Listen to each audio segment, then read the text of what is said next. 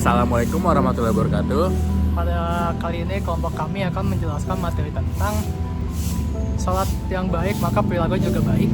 Perkenalkan, saya Muhammad Zulfan Aulia dengan NIM 1030624100. Nama saya Faris Rifadadai dengan NIM 103062400007. Perkenalkan, nama saya Rashan Noval Kalunas dengan NIM 103062400044. Oke, baik. Mari kita lanjut dalam pembahasan. Yang pertama,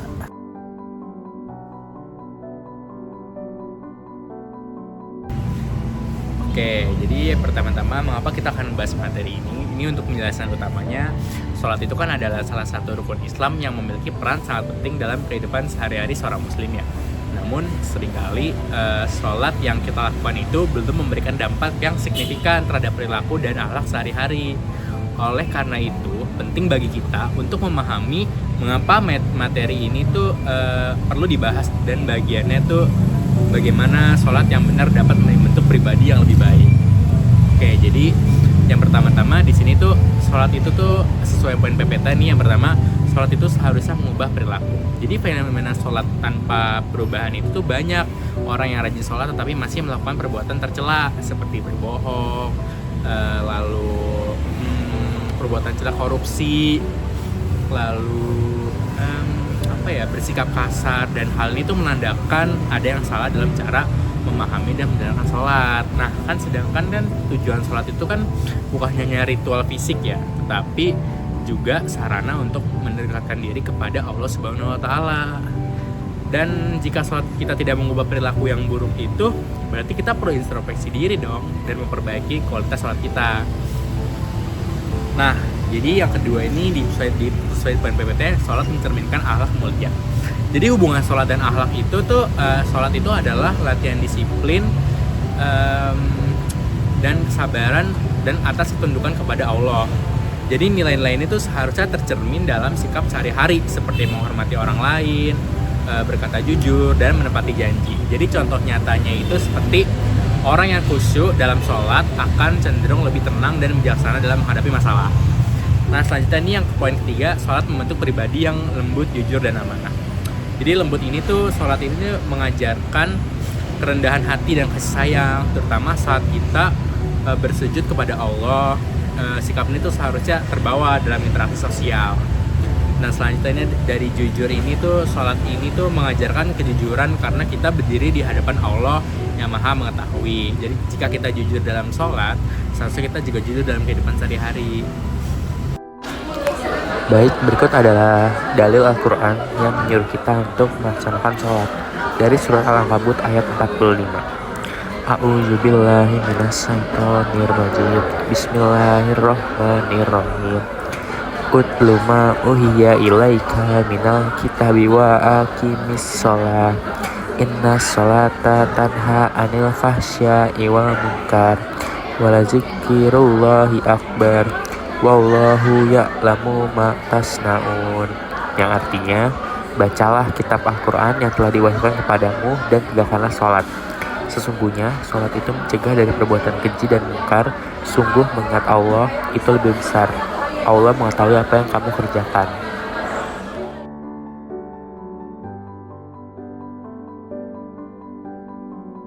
Oke, baik, selanjutnya kita akan membahas apa aja sholat yang baik. Jadi pertama itu dikerjakan dengan khusyuk. Jadi sholat yang baik itu dilaksanakan dengan penuh konsentrasi dan penghayatan. Setiap gerakan dan bacaan harus dilakukan dengan hati yang tulus menghadap ke Allah dengan rasa khusyuk tanpa terganggu oleh pikiran duniawi. Yang kedua, ada menjaga rukun dan syarat sahnya. Agar sholat itu sah, penting untuk memenuhi semua rukun dan syarat yang telah ditentukan. Ini tuh mencakup niat yang benar, tata cara yang sesuai, dan menjaga kebersihan diri serta tempat sholat. Nah, yang ketiga itu ada dilaksanakan dengan tepat waktu. Menjaga waktu sholat itu merupakan salah satu hal yang sangat penting loh. Jadi setiap sholat itu memiliki waktu yang telah ditentukan, dan kita dianjurkan untuk melaksanakannya segera setelah waktu yang telah ditentukan tiba tanpa menundanya. Nah, yang terakhir ini adalah meninggalkan larangan atau meninggalkan larangan sebelum dan sesudah sholat. Jadi sebelum dan sesudah sholat tuh melaksanakan sholat, kita harus menjaga diri dari segala hal yang dapat membatalkan sholat, seperti berbicara dengan tidak baik atau melakukan hal-hal yang tidak juga sesuai dengan adab sholat. kita juga dianjurkan untuk menjaga wudhu agar sholat tetap sah.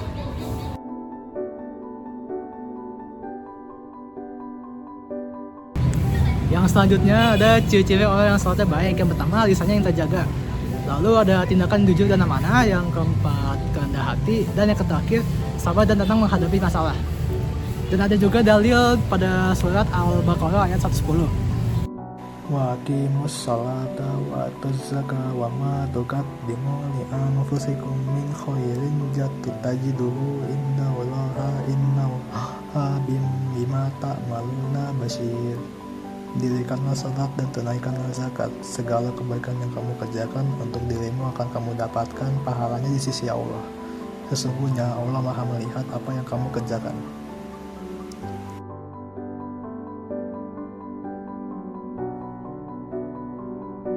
Lalu ada contoh perilaku dari orang yang sholatnya baik. Yang pertama, santun kepada orang tua. Jadi kita harus santun kepada seperti menghormati orang tua. Jika orang tua menyuruh apa-apa ke kita harus membantunya. Lalu yang kedua, menepati janji. Kita harus selalu menepati janji agar kita dapat meningkatkan kepercayaan kepada orang lain. Lalu yang ketiga ada menjaga lisan dan gibah dan fitnah. Menghindari gibah yang memfitnah orang lain dan tidak berkata yang buruk. Lalu yang keempat, meningkatkan kekhusyukan seperti berwudu dengan yang teratur dan sholat sesuai dengan jadwalnya.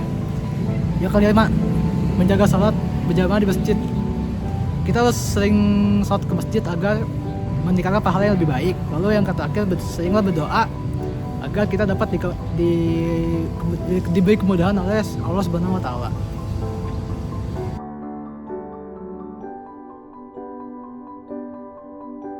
Selanjutnya itu ada hadis tentang sholat.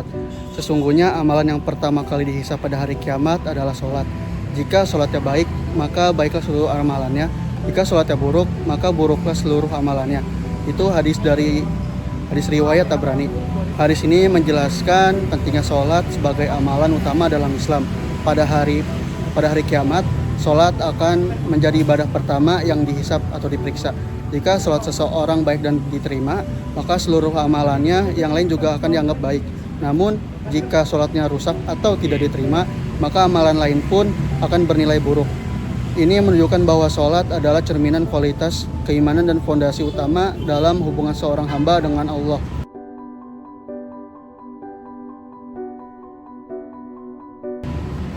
Slide selanjutnya itu evaluasi diri. Mari kita renungkan, sudahkah sholat kita membuat kita lebih sabar? Apakah kita berubah jadi orang yang lebih baik dari kemarin? Apakah perilaku kita mencerminkan akhlak orang yang sholat? Pertanyaan-pertanyaan ini mengajak kita untuk ibadah sholat telah membentuk karakter dan kepribadian kita.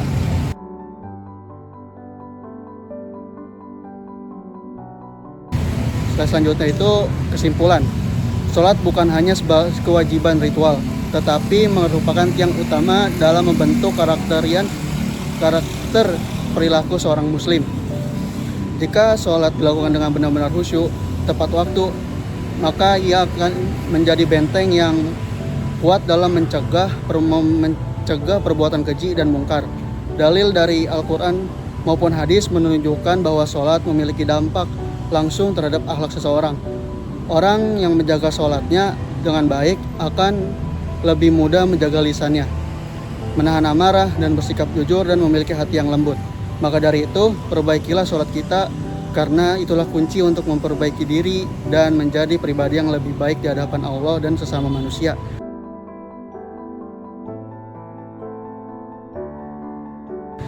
Selanjutnya, ada quotes. Perbaikilah sholatmu, maka Allah akan memperbaiki hidupmu. Jadikanlah sholat sebagai pusat kehidupan, bukan sekedar rutinitas. Baik, itu saja sekian dari kelompok kami. Kurang lebihnya mohon maaf dan terima kasih. Wassalamualaikum warahmatullahi wabarakatuh.